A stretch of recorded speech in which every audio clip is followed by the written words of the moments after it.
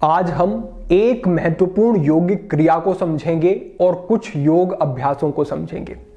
आज हमारा विषय रहेगा कि कैसे हम अपने दिमाग की क्षमता को योग अभ्यासों के माध्यम से बढ़ा सकते हैं, बेहतर कर सकते हैं। जो व्यक्ति बहुत जल्दी चीजों को भूल जाते हैं, अभी कुछ पढ़ा और कुछ देर बाद याद नहीं रहा, कोई वस्तु कहीं पर रख दी और रख कर भूल गए, कहीं पर जाना था, कोई कार्यक्रम था लेकिन तिथि याद नहीं रही, इस प्रकार की स्थितियां हैं। और जो व्यक्ति मानसिक स्थिति को और बेहतर बनाना चाहते हैं, मस्तिष्क की क्षमता को और बढ़ाना चाहते हैं, उन सभी के लिए आज का मार्गदर्शन विशेष महत्वपूर्ण होने वाला है। इसे बेहतर तरीके से समझने के लिए सबसे पहले हम समझेंगे एक महत्वपूर्ण सिद्धांत को कि किस प्रकार से योग अभ्यास कार्य करता है। आप समझें कि हमारे शरीर को चलने के लिए जिस प्रकार से भोजन की आवश्यकता है, इसी प्रकार से जो हमारा दिमाग है उसका जो भोजन है वो ऑक्सीजन है। अगर ऑक्सीजन की सप्लाई दिमाग में ज्यादा होती रहेगी, आपूर्ति होती रहेगी, तो उसकी कार्य क्षमता उतनी ही बढ़ती चली जाएगी। और अगर ऑक्सीजन नहीं मिलती है तो जो सबसे पहले सेल्स डैमेज होना शुरू होते हैं, नष्ट होना शुरू होते हैं, वो हमारे ब्रेन सेल्स ही होते हैं। तो आज हम एक जो अभ्यास करने वाले हैं, उस अभ्यास में एक जो मुख्य अंग है वो है कुंभक का अभ्यास। अब कुंभक दो प्रकार के होते हैं। एक तो ये कि सांस को पूरा आपने बाहर छोड़ा और बाहर छोड़ करके बाहर ही रोक दिया। एक होता है कि सांस को आपने अंदर लिया और अंदर लेकर के ही आपने उसे रोक लिया, वहीं पर बाहर छोड़ करके रोका तो ये बाह्य कुंभक, अंदर लेकर के रोका तो ये अंतः कुंभक हुआ। तो जब हम सांस को पूरा बाहर छोड़ देते हैं और बाहर ही छोड़ के उसे रोक देते हैं तो होता क्या है, इसे समझें। हमने सांस को बाहर छोड़ा, बाहर रोका, अब धीरे धीरे हमारे शरीर में ऑक्सीजन की कमी पड़नी शुरू हो जाएगी।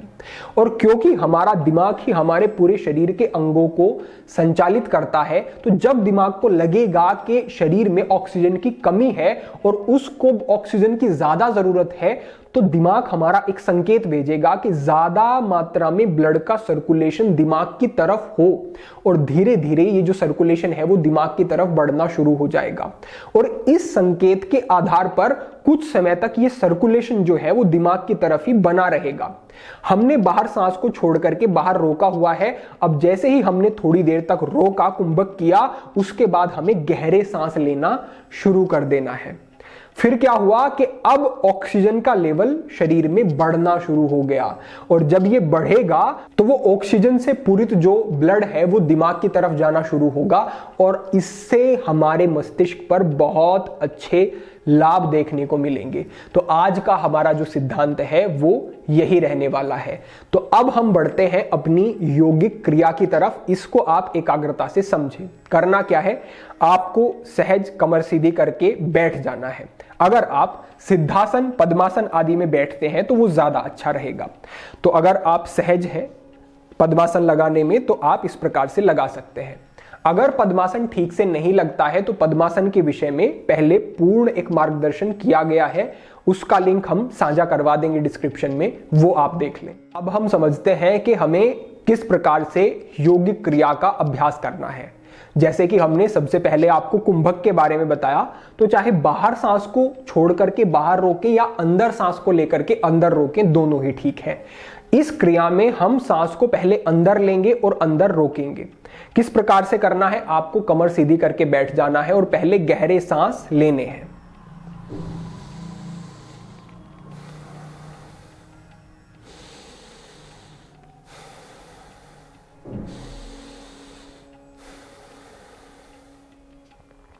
इस प्रकार से कुछ गहरे सांस लेने के बाद आपको अपनी दाईं नासिका से सांस को पूरा अंदर भरना है और फिर सांस को अंदर रोकना है।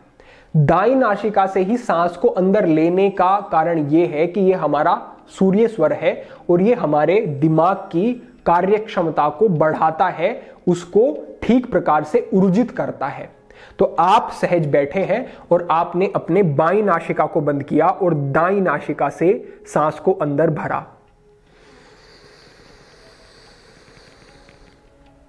सांस अंदर भरने के बाद अंदर ही रोका और दोनों नासिकाओं को बंद किया। जितनी देर तक आप रुक सकते हैं उतनी देर तक आपको दोनों नासिकाओं को बंद करके सांस को अंदर ही रोकना है। जब असहज लगने लगे तो आपको अपनी बाईं नासिका से सांस को धीरे धीरे पूरा बाहर छोड़ देना है।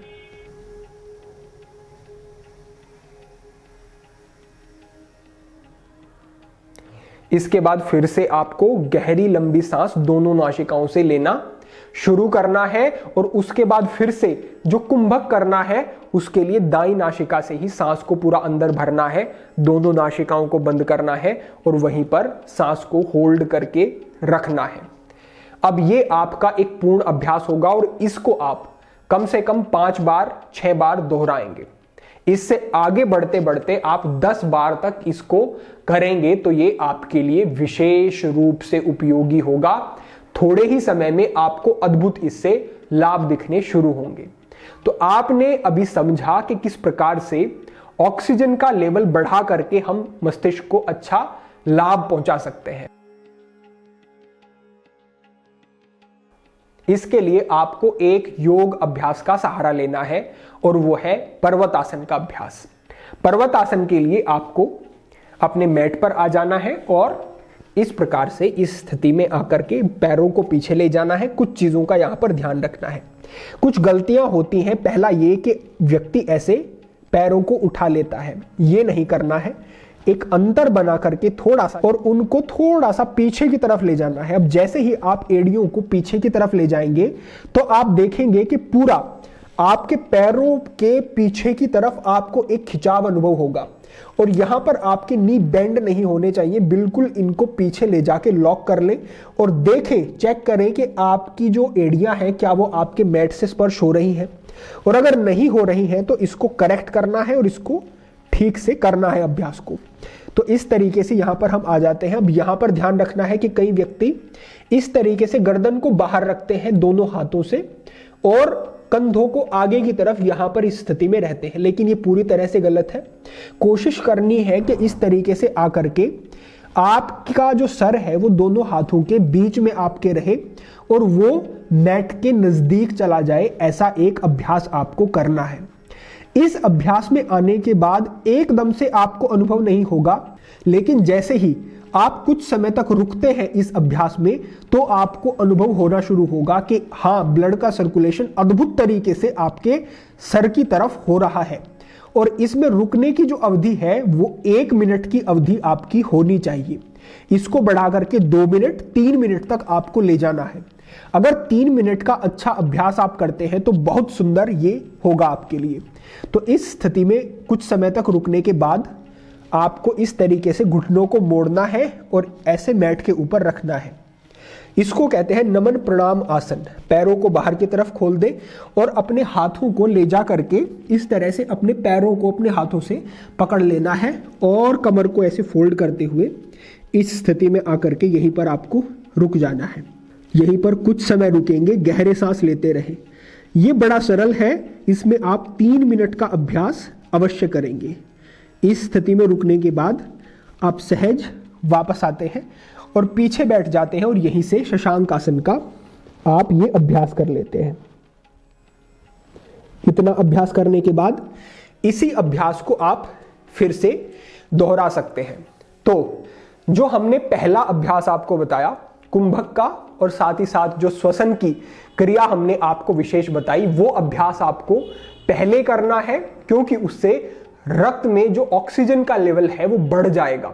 और उसके बाद जब ये अभ्यास किए जाएंगे पर्वत आसन, नमन प्रणाम आसन और उसके बाद जो हमने शशांक आसन का अभ्यास किया, तो इनसे अद्भुत आपको लाभ होंगे। और बहुत ही कम समय में अगर किसी को मानसिक कोई समस्या है, एंजाइटी है, डिप्रेशन है, कोई भी अन्य मानसिक विकार है, उसमें भी लाभ होंगे, मेमोरी भी अच्छी होगी और आपके पूरे नर्वस सिस्टम के लिए ये एक बड़ा ही सुंदर अभ्यास हो जाएगा।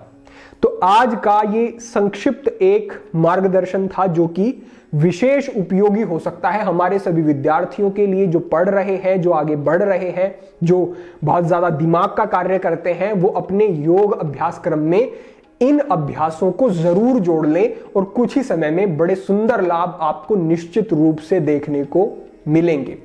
ये जानकारी अपने बंधुओं तक अवश्य ही आप साझा करें जिससे कि सभी लाभान्वित हो सकें, सभी इस योग विद्या से लाभ उठा सकें अपने जीवन में।